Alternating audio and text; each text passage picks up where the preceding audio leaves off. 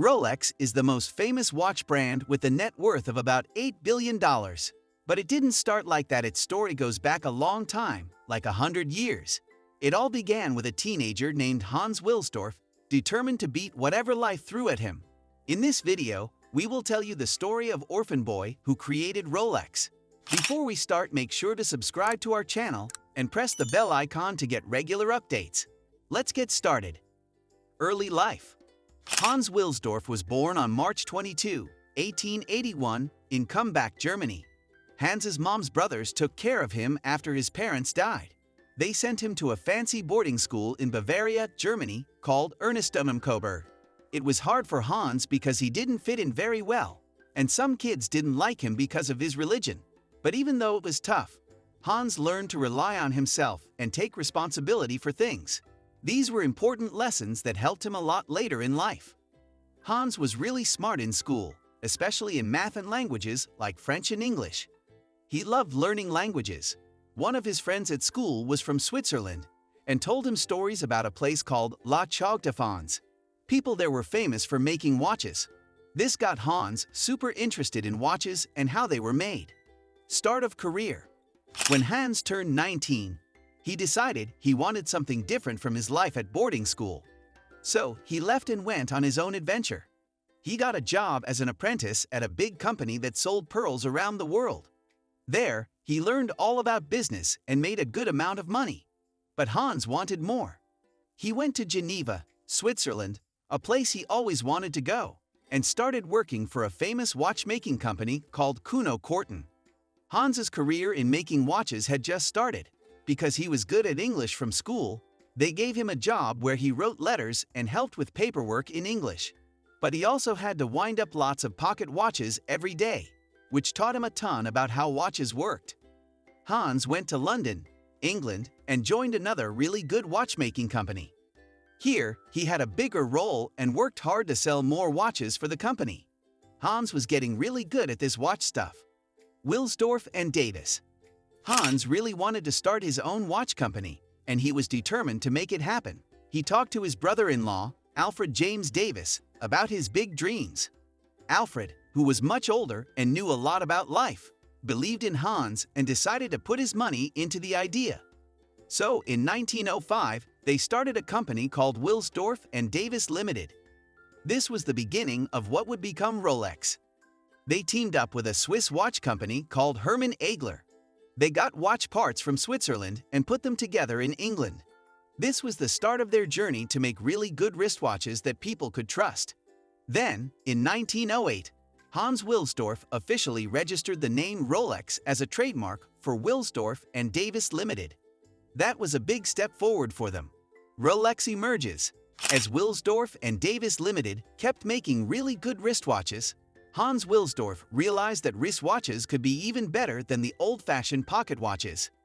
He thought that one day, everyone would use wristwatches instead. This idea made him work even harder to make the perfect wristwatch. One that worked really well, was always right on time, and could be used every day without any problems.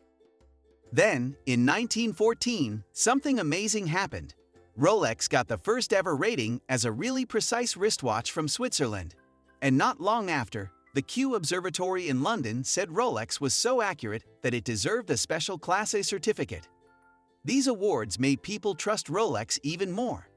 In 1919, the Rolex Watch Corporation moved its main office to Geneva, Switzerland, where it still is today. They made the watch parts in Biel, then sent them to Geneva to be checked really carefully and made perfect before they were sold. This made sure that every Rolex watch was top-notch quality. The birth of innovation. In 1926, Hans Wilsdorf's dedication to making better watches paid off big time with the creation of the Rolex Oyster. This amazing watch was the world's first waterproof wristwatch, all because of its super tight case. It was a huge deal and changed how people saw watches forever. Then, in 1927, Hans had a really smart idea to show off the Rolex Oyster. He talked to a swimmer named Mercedes Gleitz who was trying to swim across the English Channel. He asked her to wear a Rolex Oyster around her neck during the swim. Even though the swim didn't go perfectly, the Rolex Oyster came out of the cold water working perfectly fine. People got really interested in this, and Hans took advantage of it. He put an ad in the London Daily Mail talking about Mercedes Glitz's swim with the Rolex Oyster. This made Rolex super famous all around the world. The genius mind of marketing. Hans Wilsdorf kept using his smart marketing skills to make Rolex even more famous.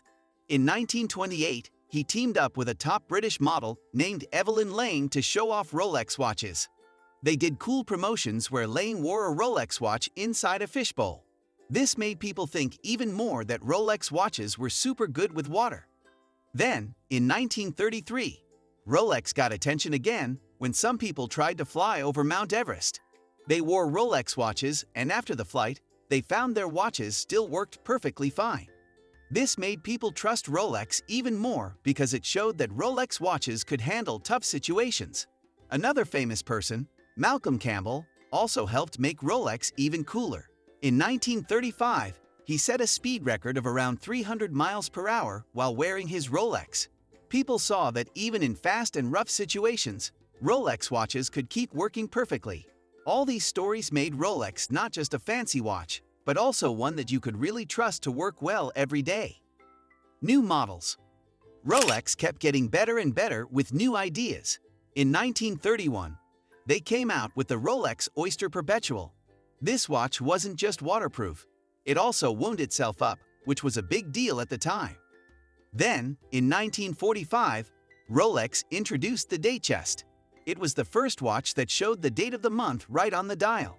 People thought these were amazing advancements in watches.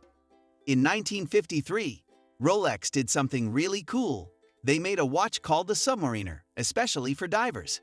This watch could go really deep underwater, up to 330 feet, and had a special bezel that turned to help divers track how long they'd been underwater. The Submariner became super famous and set the standard for diving watches all over the world. Rolex didn't stop there. In 1955, they made the GMT Master for pilots. It was made so pilots could keep track of time in different places accurately. Then, in 1963, they introduced the Cosmograph Daytona, which was perfect for people who loved racing because it had a super accurate stopwatch built in. They also made the Explorer in 1953, which was for adventurers like Sir Edmund Hillary and Tenzing Norgay, who wore Rolex watches when they climbed Mount Everest. This made people think even more that Rolex watches were really tough and could handle anything.